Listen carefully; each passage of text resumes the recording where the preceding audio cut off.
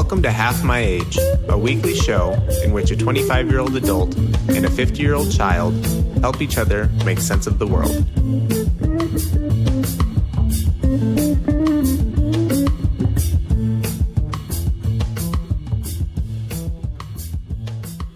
Andrew. Mrs. Filholm, what's going on? It's been a minute. Well, it's good to be back because I want you to know, I should look it up exactly, but even a couple of weeks ago, I got a message from reader at home, Jessica, who said, I need you guys to record another podcast because I need to know if you got your Lululemon tights, cliffhangers. And I promised we would record again. And then, yeah, it's just been busy for both of us, I expect. Missed you. But anyway, here we are. And I did get my Lululemon tights. They just sent a new batch of them, and they're delightful. First of all, Lululemon, wonderful. I think we talked about how I've got some sweatpants I've had for a long time. They're great.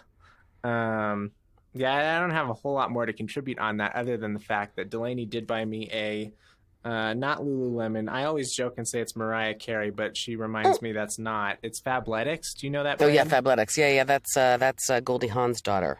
Yeah, she got me a pullover from Fabletics, and it's on par with my Lululemon stuff, and I really like it. I have heard that, and I know that I once guessed long ago that I asked Delaney if those were Fabletics leggings that she was wearing, and indeed they were, and I have heard that they are on par and like a fraction of the cost. I think so. Well, they do this dumb thing, and it just pisses me off. It's a subscription service. It's a subscription, and you can cancel your order every month. You can push it out to the next month or whatever. But if you forget to push out your order, or if you forget to cancel, then you inadvertently buy like a $50 gift card that you have to use at another time. So I think it's totally a racket. And it's totally a racket, and it's against everything I believe in my life because I am looking for the 2 pair of leggings that, like, I wish I could just have that and nothing else in my closet. I don't like to keep buying clothes. Yeah, I don't either. But I find my clothing, my wardrobe was last updated several years ago, and now my pants are starting. I'm wearing through the crotch in them. So it's time. It's a good look. That's sexy. A big update. That's how I do, Andrew. And and in the pandemic, I have just made do with things and bought very few new things because why would I? Right? We're not going anywhere. I don't have a job. So yeah, at such time, like I need new skirts. There's no doubt about it. And I've been going through my skirts and going, all right, half of these are just threadbare practically. But again, why do I need more than a skirt right now? Don't. Anyway, and the truth is, Lululemon. Let's see. No, that's actually not what happened. There was a lot of customer service back and forth in that annoying way where first it's with the robot and then you get a person, but you only get that person live via text for 25 minutes. And like, say, if you're driving, which I was the first time it happened, I just couldn't respond. And so had to come back and have that conversation again. And they said, okay, we're just going to replace your order after we've investigated and, it's just been lost. Joe keeps saying that someday I'm going to see somebody in my neighborhood walking around with my original order because it definitely got delivered somewhere else. Okay, so because I did look on my doorbell camera, it was not delivered. There were other packages delivered that day. It simply didn't come to my house. Okay, so also, don't we mourn the days? Don't we lament the days when... And I still do it. If you get a package that's delivered to you and it's the wrong address, but it's, maybe they delivered it to Verbena Street instead of Valentia Street, you take it over. You know what I mean? You take the package over. Anyway, so I had to have another... about that. All right. Go ahead. Let me just finish this. Okay, right. So again, while I'm up in the mountains, having a wonderful weekend away, I'm dealing with the Lululemon people on the horn again because this is the time when I'm sitting in an outdoor patio and I have to have this conversation now. And then actually the upshot was, okay, we can send you the 1 pair that you ordered, but the other pair is completely out of stock. We just don't have it. Oh my God. So I can't even, how the hell did I think I just said refund my money. And so they put it back in the gift card, and then I went to the actual store and tried them on, which you should do anyway. No, let's see. They sent me the one pair and I ordered a size too big because I'm smaller on the bottom than I think. So I ended up having to take those. It was a saga, and I don't care. That is the point of how I was a spoiled little bitch, because I had just in passing mentioned I need a pair of really good leggings that aren't Costco, that I can just count on to not fall down. Old, and then reliable. I got them for Christmas. Old, reliable, golden boy. And so Anyway, so that's what happened, is that I was spoiled, and in the act of being spoiled, it required so much maintenance and a trip to the mall that made us both a little bit angry because that store sucks. Well, it sure does. So, those people there, they're not called employees. They're not called assistants. Are they partners? No, they're educators. They're gonna. Oh yes, I did. That's right. I was speaking to my educator about how you, how this material can change your life and your lifestyle. It's like me. I mean, really, masters in curriculum and instruction. I am also an educator, and yeah, that's right. I was talking to educator Maria about my stuff. That is correct. What I don't like is the people in the store, because we were standing in line and I was getting hot, and it was just, I hate being in the mall, and up there there were people in front of us having discussions about what size bag they wanted to take home. I mean, shopping bag. Oh, okay. Hated them. All right, tell me your story about delivering packages because you're a nice human being. Yeah, well, no, not because I'm a nice human being. I was on the receiving end of an undelivered package, much like yourself. It was little rubber things to put on the bottom of the bar stools so we don't scratch the floor. Ooh, do you have bar stools now? I sure do. This is huge news. Carry on. Yeah. So we ordered these things. It's like $8, not a huge deal. But they went to our neighbor's house, and our neighbor has a Ring doorbell thing. And I know they went to the neighbor's house because now Amazon, sometimes when they deliver the package, they take a picture of the package on your porch. Yeah. And it's clearly not our porch in this picture. Oh. It's a blue house. Our house is not blue.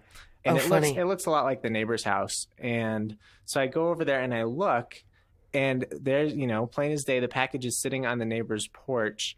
And the only reason I don't go up and take it is because we're new to the neighborhood. I don't want to make an impression. And there's a camera sitting there watching me look at the package on their porch. So I'm not going to go pick up the package off the porch while the camera watches me and try to explain it to them. But these neighbors, they're not, we've met once, and it's just kind of, trying to, be a good neighbor and not be a creepy neighbor. And I don't know what they think about us yet. I'm trying to make a good impression. So we just left the package on their porch, and then, a couple days went by and nothing happened with the package. So I reached out to Amazon. I said, hey, it didn't get delivered, which is legitimate. I've seen it. I took a picture of our porch and said, look, the porch is not the same. Oh, yep. And they said, we'll send you a new one. And then 2 or 3 weeks later, the neighbor says, oh, by the way, we got one of your packages. Do you mind if we bring it over? Oh, thank you. How did they tell you that? Do you have their number? Or you saw them in the yard? I don't know if they texted us or if they rang the doorbell. I think but you have exchanged numbers. Okay, Delaney dealt with that. God bless her. Yeah, 2 weeks. Thank you very much. Okay, bananas, whatever. I know. Funny. I have new neighbors. I saw them moving in a couple of weeks ago. They're not totally moved in, but it's a cute little couple. It's almost like if Andrew and Delaney moved in next door. Is this the neighbor to your north? Yes, because Rafiki still lives to myself. That's a quick turnaround. Right? Because you just told me when you saw us that the previous neighbor was no longer there. Correct. And that was not that long ago. No, in fact, it took remember, this was a quick turnaround. I bought this. I put an offer on this house the day it went on the market. And in fact, there are 3 other houses on my street, on my block for sale. And so this one and the one at the exact opposite corner, the south end of the block, also appears to have sold, and there are people working on it now. I can't tell if they're moving in. Oh, in fact, I was on my walk and I saw them putting in new windows maybe. And there was a guy there and I said, hi, do you live in this house? Is this your house, or are you just working on this house? And he pulled up his mask and said, I'm just working on the house. I went, okay, thank you. Very not friendly. So anyway, big doings in the neighborhood, but I'm excited because on both ends of the block, it appears to be people who are going to take good care of the property and, upgrade, and that we could use some of that here on Shakedown Street. Totally. And there are at least 2 more. Yeah, there are at least 2 more for sale across the street. And but to me, it actually felt like a longer turnaround than I expected because mine was so fast. And houses generally have been being snapped up really quickly. But anyway, I'm very excited. I just briefly met them and then went home and practiced their names a million times so I wouldn't forget. And their dog, they have a dog who's named Scout, and he's cute. And I have a part-time dog now. I don't know if you know that. I've heard about your part-time dog. Yeah, that's probably the best way to have a part-time dog. Yeah. This is his country estate. This dog likes my house because it's the country estate.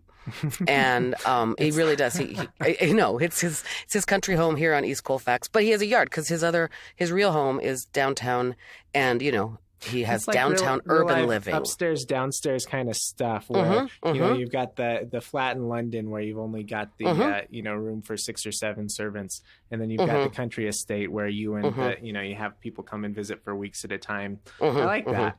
It's exactly like that, and the space is identical. Since the very beginning with your map of the dollhouse, right? I mean, it's always been an English garden. I do. I have to do a new wayfinding system because I haven't updated it since all the work I did this summer. Yeah, it's like that, except that I have not been setting myself up to have any extra room for any other people or animals in my... It is so small here. You realize that when you have somebody you want to hang out with on the reg, it's like, holy cow, this is a house for one small woman. So, there's that. But... you want to know, we've already talked about Joe. Do you want to know what a spoiled bitch I am, Andrew? I know how much you love to talk about bodily functions. Joe installed an identical matching bidet toilet seat at his place so that I never, ever have to wipe my butt again. Oh, that's so sweet. Isn't that true love? For real, like that is serioso. I never have to sit on a cold toilet seat again in my life as far as I'm concerned. Spoiled, spoiled, spoiled. That's really right? Funny. I know. How are you anyway? I'm doing well. Work's good. Life's good. Time keeps on slipping. I into the future is what I understand. I just realized that I've been at my new job for 3 months. I just had my 90-day review. That's a marker that's important because now you get better benefits. No, I had good benefits from the beginning. Right. And it's actually normal. They do twice a year reviews, and my 90 days coincided with the twice a year review. And my boss told me, he said, since you've only been here for 3 months, we're not going to give you your 6-month review, which would be an opportunity for a little bonus or a raise. Didn't get that. No. Well, it doesn't. It only makes sense. Yeah, that's just time keeps on slipping, and I just keep getting more and more flush letters from jobs that I apply for. It's delightful. Oh my God, Andrew.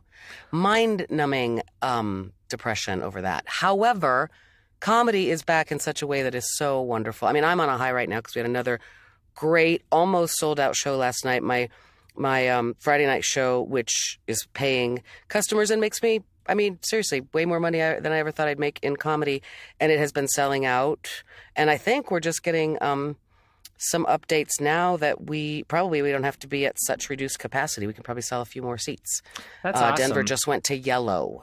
I saw the another county went to yellow. I don't know what that means. I don't either. That means the restaurants can have more people inside? I think so. Fewer restrictions. And I don't get why, because it feels like other places are spiking and they're still... I don't get it. I don't care. It's very confusing. I just follow the rules. It's very confusing, and it has been for, gosh darn it, well nigh a year now. But anyway, so that, like, the comedy show is so good, and it remains true that I get to book people who would maybe normally not be available because they would be at Comedy Works or they would be touring. And so our audiences are so lucky. And it's just, you should come and see the show because it's very quality. It really is. I only have generally 3 comics plus myself on. So it's not a slog. We get you in, we get you out. Everybody's happy. And it's, I mean, like, laugh so hard it hurts. It's really been great. It's really been great. And I'm on a high from that. That is delightful. And hey, it's nice to see every week Ticket Leap makes a nice, healthy deposit into my bank account, which is the direction it needs to be going. Holy cow. I mean, and I've still got a few voiceover jobs and stuff, but I don't get it. And I just upgraded in LinkedIn to the premium account because maybe there's a better way to be doing these jobs. But I mean, I was getting there for a while. I was second place or top 3 finalists for a couple of jobs that felt like real and good enough. And lately I'm getting robo flesh letters for jobs that, like, we've talked about it on this program, that need ask for preferred qualifications, my actual master's degree. Why I'm not getting more than a robotic look, I cannot know. And it's crippling. It's anxiety producing. I'll tell you what. It's bizarre. Yeah. It's bizarre. I mean, who knows? Who knows? So I know someone who's in the job search other than you, and they said that, from November through like a couple weeks ago, there is nothing, right? And part of that is the holidays, part of that is COVID, part of that is a lot of things. And they said that just in the last week or so, there have been a lot of new job openings that didn't exist. It sounds like the number of jobs available, people are hiring again, right? We're out. Seems like it. Yeah. Absolutely. Seems like it. Yeah, I felt that actually right after the holidays. And now here we are in February. I thought for sure by the end of January, I was going to have a big girl job and, happily ready to do it. But I don't. I sure don't. It's just weird. I mean, working on the comedy is great, and I've been reaching out to a couple of. The truth is, if I had one more spot in Denver that could regularly sell like this place does, and really they keep it classy. Our first night back, the service was terrible, and they were just coming back to it, and we had to ask for everybody's patience. But other than that, it's been lovely. If I could have one more venue where I could consistently sell, 50 tickets a week, like on a Sunday or something, it's almost like a real job. I mean, it's truly almost enough. It's just that I would love someone else to pay my benefits. But so I am working on all of that stuff and booking the comics and doing the graphics and doing the marketing. But again, when I have a good venue that has a good marketing team themselves and a regular email list and they promote us, I don't have to work terribly hard to get people there. And it's not my friends. I haven't had to. The first week back, one of my friends brought 5 other people, but they had a wonderful night. I mean, that's the other thing. I don't feel like I'm asking for a favor because it's seriously so good. And Joe had 6 friends there as well. He had a friend who brought some friends and they all had a good night out. But other than that, it's not my friends. And that's awesome that we've built this thing and I don't have to beg my friends to come. And so I've been reaching out to other venues and I don't mind this work at all, right? I don't mind the hustle of it. But I don't know. I just can't make of it like, why am I getting, at this point, I feel like I'm not even getting any looks and maybe I really do need a resume review, except that 3 months ago, I made it, like I said, to the finals and to final interview phases for jobs that were viable and just, didn't get those. And that's understandable. And one in particular, the email they wrote me was so warm and so like this was really a hard decision for us. And I believed them, it's just, whatever. I don't want to talk about it. There's nothing to say really. It's a little brutal. Yeah. It really is. It's disorienting. It does suck. And I should be way more anxious about it than I am. Sometimes I do have that deep, dark night of my soul, wake up in the middle of the night like, I'm going to be on the streets.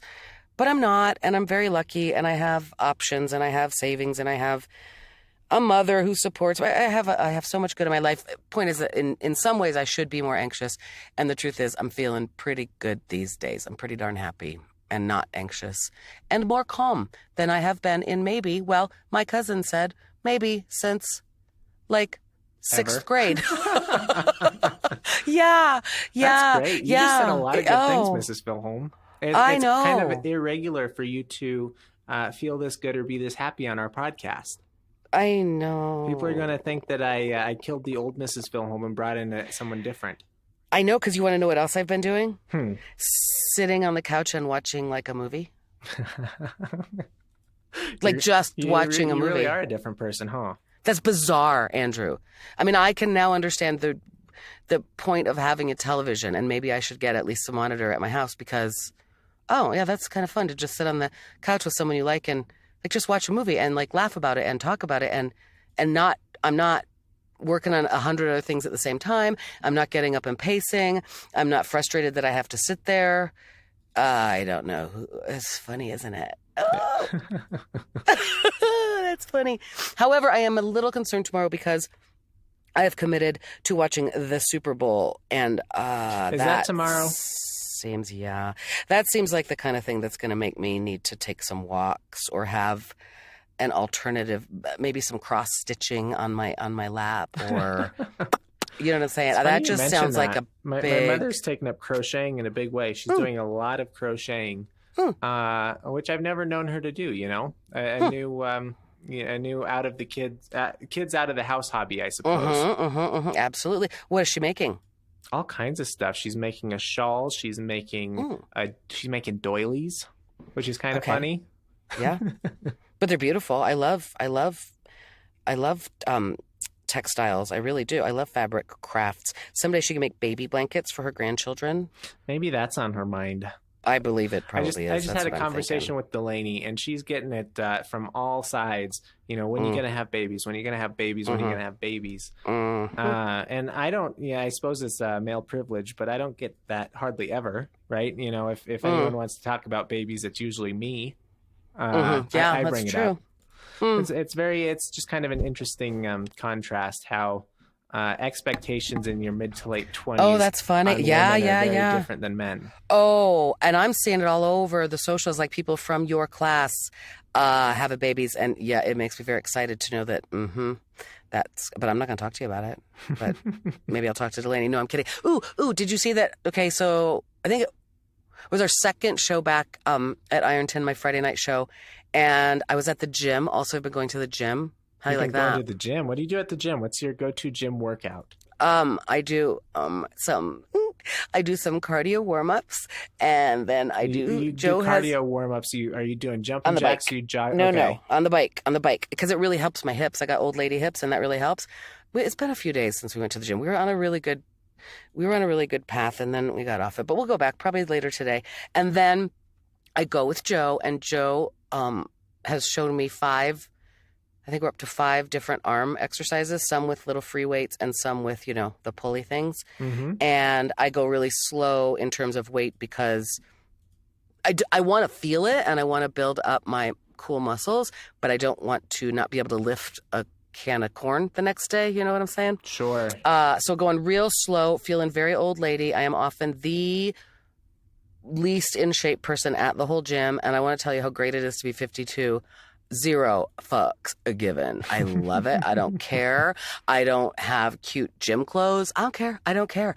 And because I leave there feeling absolutely high, Anyway, so we do our arm exercises and then we do our little yoga and stretches and my hip exercises, like actual kind of physical therapy for I think I got some piriformis going on in my hips. Plus, it all goes back to my hips started really getting in bad shape again when I stomped out the fire in my kitchen. That's a true story.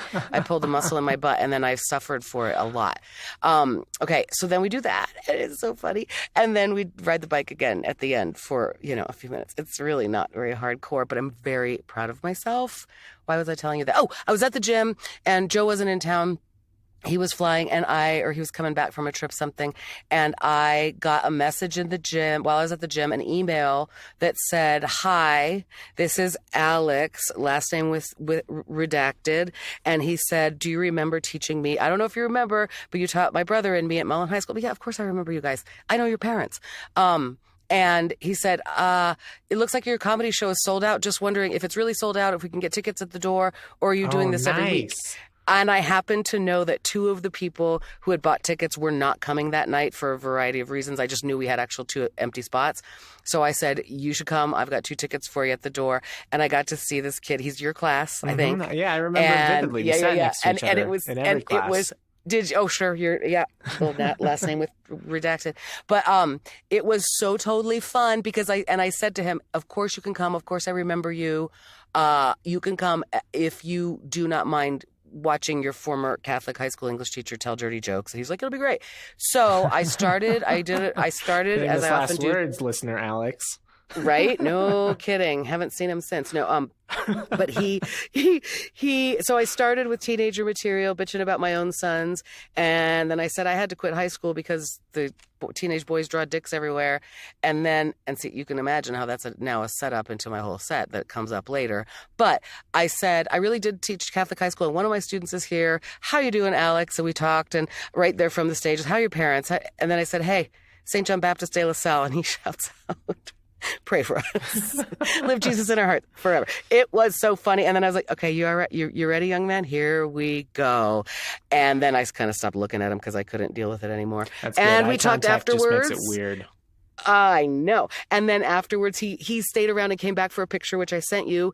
And I told him how much you love hearing me tell dirty jokes. I said, Andrew turns his back to me.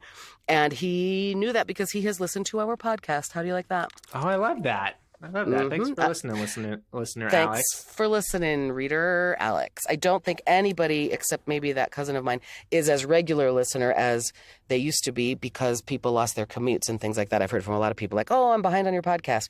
But then they were clamoring for an update. So here we are.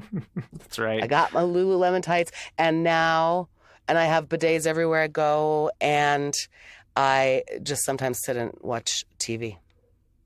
Gosh, you've changed so much. No, No, but I have. And it's funny. Seriously, my cousin was like, somebody else, another friend of mine said, you seem, I don't want to say, what did she say?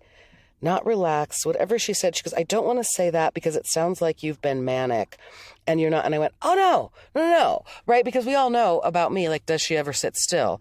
And I was saying at the time, like 80% of that is I'm never going to be content to just watch a movie in a day. I still kind of am not okay if I don't make something or do something every day. That's my nature. But I was saying when I met Joe, like 80% of that is just like intrinsic me. And 20% is I've been, if I keep moving, I don't have to face the demons or whatever. I don't think it was 80-20. I think maybe it was, maybe 50-50 and maybe even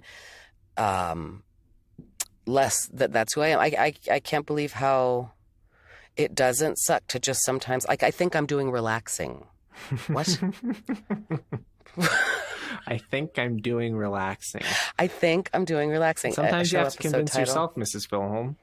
Well, I mean, I know I'm doing relaxing, but just to like not have the anxiety and then to not hate myself because, oh my God, I just wasted a whole night watching just a movie. And I'm still being pretty productive in terms of really, I mean, the content that I put out, the comedy that I write, the stuff that I'm doing, it's still quite a lot. I still, as we used to say, get more accomplished in a day than most people. I don't think that's true. I think now I get less accomplished. Less than most people? Okay. Maybe, or maybe the normal amount of things that I do in a day. But I don't very often have those days where it's like I have to force myself to fall asleep. It's also, the pandemic has done that to so many people, right? It has slowed the pace of life down. Yeah. It has slowed the pace of life down. There aren't 3 mics a night to go to right now. And that's part of it, right? The grind is different in comedy. And listen, every Wednesday night I'm hosting an open mic that is such a grind. But I made a cool contact at the last one. More on that later. But I'm having a meeting this Wednesday with the guy who was at my open mic who has serious credits, serious credentials, and reached out to me afterwards saying, would you like to collaborate on something? I like your energy and stage presence. That's great to hear. I love that. Yeah, right. We're all just looking for the big break, Andrew. I'm 52 years old and I'm still hustling like that. But I spent a lot of time not hustling. Also, my son George wrestled last night and I got to watch him live streamed. How'd he do? He did great. He didn't win. And it was literally right before I went on stage at my show. We had it on our phones, like just streaming it just in case. Couldn't really tell when he was going to go up and whatever. And there were 2 different screens. And then literally the show should start at 6:30. And it was about 6:30. I was waiting for the venue to turn off the music and I was going to take the stage. And then I was in this little green room they have set up for us.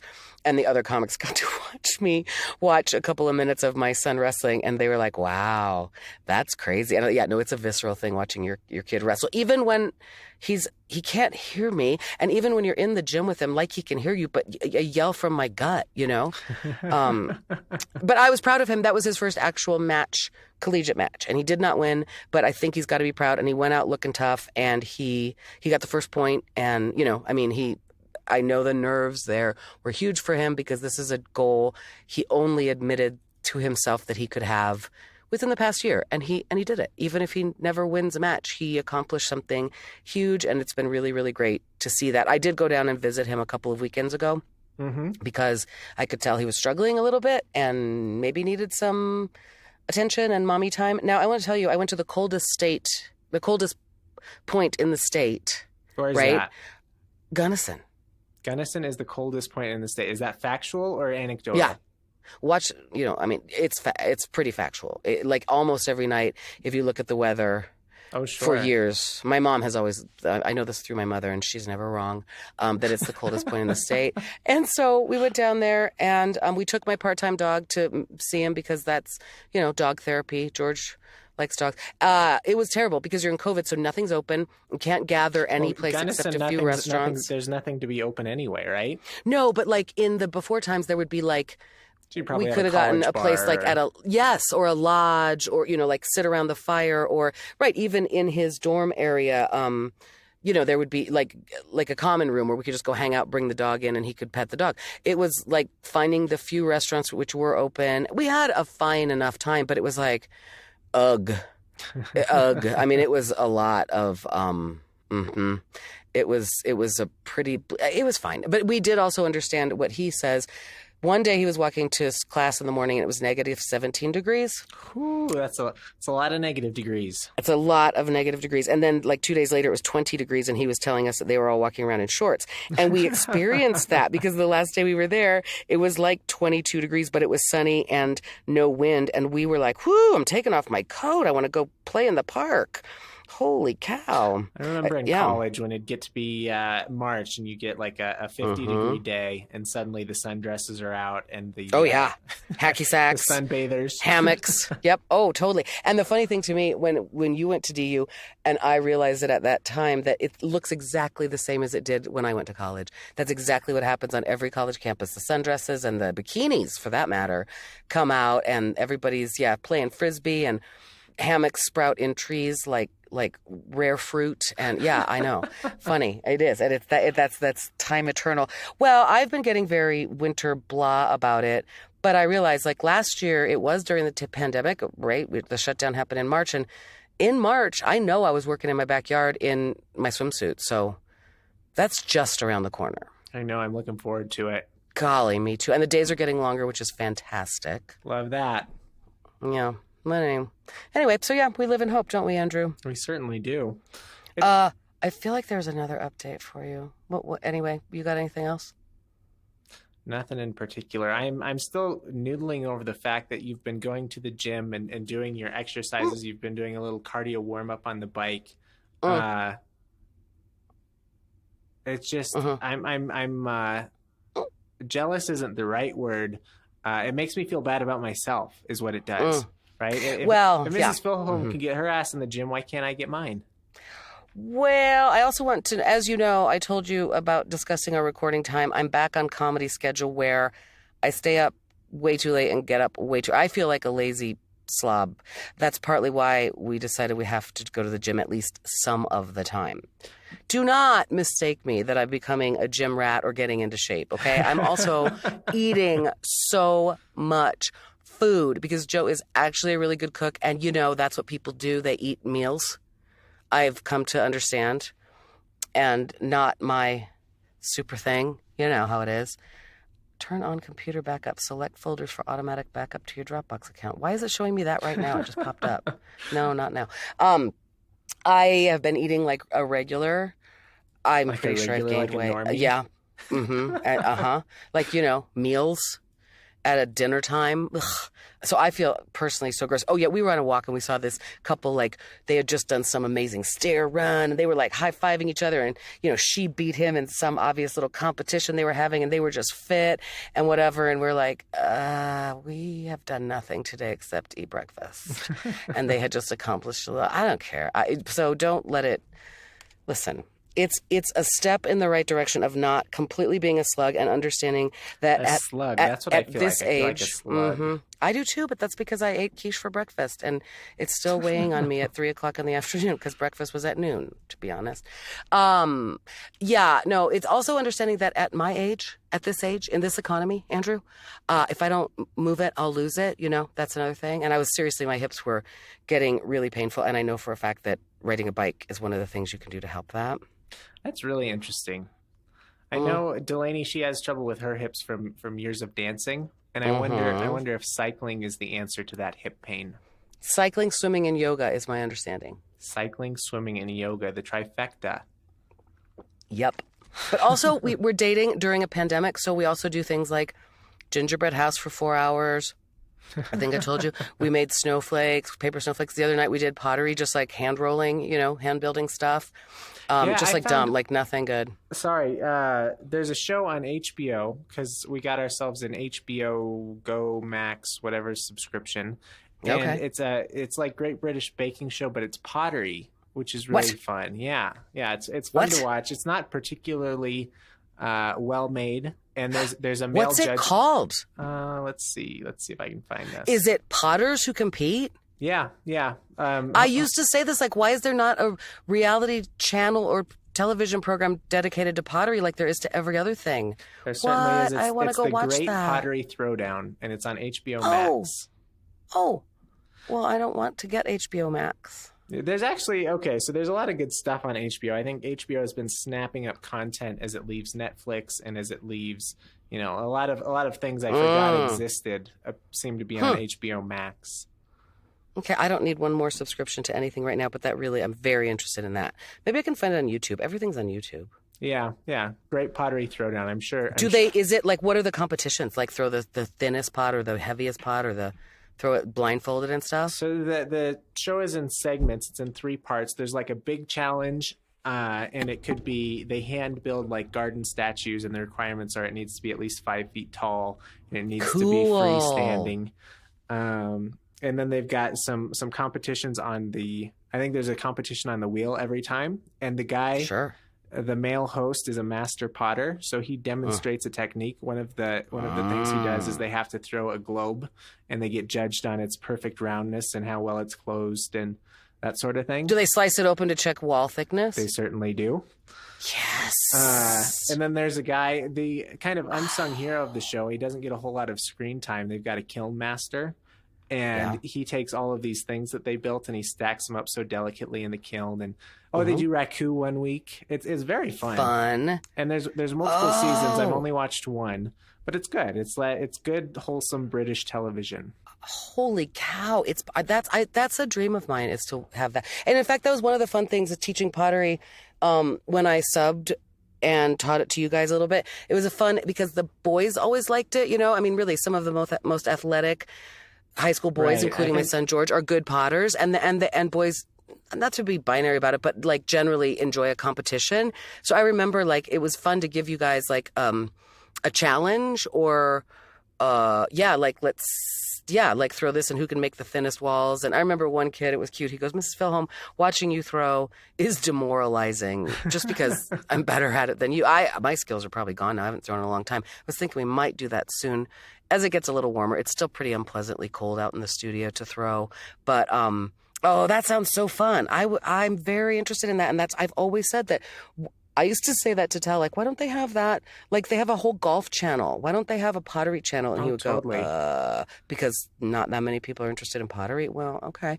I'm that good for the Brits. Good for them. Do you know, the funny thing about it, so these people, they're all amateurs. None of them are professional potters. It's all, people like this one guy came home from war, was having trouble adjusting. His wife says, go get a hobby. So he buys a kiln and puts it in the garage, and now is just producing these amazing things. And he's got this wonderful, turned it into a profitable side hustle, making these pots in his garage. And it's very sweet. Of course, like with all of these shows, they give you a little background and they tell you why pottery is so important to this particular individual. It's just good, wholesome entertainment. That's cool. It's like Project Runway for pottery. Is it a bracketed competition and people get kicked off? Yep. Somebody leaves every week. Oh, somebody leaves the pottery, which I didn't realize. Pottery is items, but it's also place. The place where a person makes pottery is called a pottery. A pottery. That's cool. Oh, okay. Well, I'm gonna have to look for that. Do you think I could compete? I wouldn't trust my skills to be on it. I'm actually a finalist right now for a reality show. It's a home improvement show. Did I tell you about that? No. They're shooting it in Denver. They were looking for Colorado homeowners, and the process started probably like early November, and somebody came over and did measurements on my house, and I went through a background check this week. I haven't said anything to you because I haven't talked to you, but also because I'm not 100% sure I want to do it, even if I get selected. I think I'm going to be selected and they're going to make me an offer. The deal is they want to home improvement, redesign a room, and mine would be the West Portico. outdoor 3-season porch, as some Sure, people and call it. this is a competition style show as well. So no, okay. They come and renovate it, and it's just one of those. I don't know. They come in and they tell the little story of my life, and I don't want to talk about it. Anyway, I'm not sure I want to do it because I am worried about. I'm just worried about lack of control of my image and something being out there on Netflix that. What if I don't like it? Yeah. What if it? Well, I mean, we've talked a lot. I don't. You want to be in control of your image, but then you go up on stage and say raunchy things in front of strangers. But I know who's in the crowd. This particular show, they have to try pretty hard to be different or give you a worse. I'll tell image. you off air that my actual concern about it. I don't want to talk about it yet, but that's exactly right. Is that I am in control of, though, when I'm on stage, I can physically look in the room and go, my former student is here. It's up to me if I'm going to tell raunchy jokes or not. You know what I mean? Mm-hmm. And I don't always. Last night, in fact, I felt like it was a palate cleanser. I told less disgusting jokes. I mean, slightly, but I told more clean stuff. Sometimes it's nice to get it out of my mouth, the nastiness. But.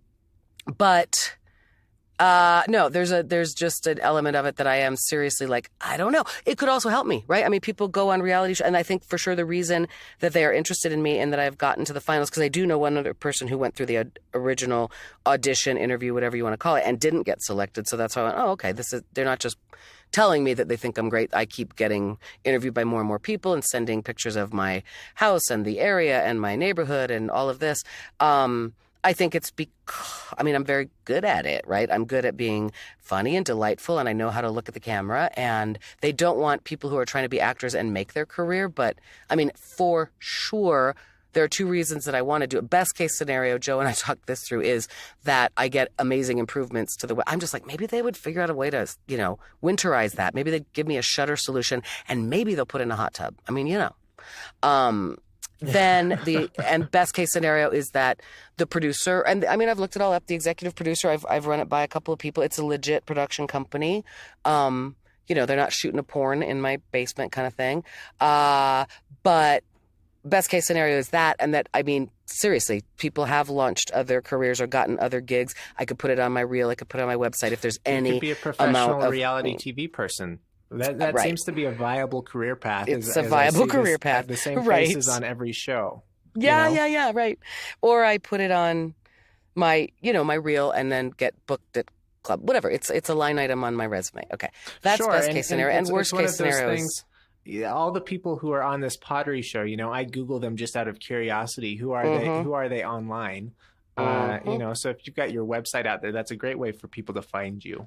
Yeah, exactly. And then worst case scenario is that they do stuff to my house that I don't like, but whatever, it's not like it's that fabulous out there.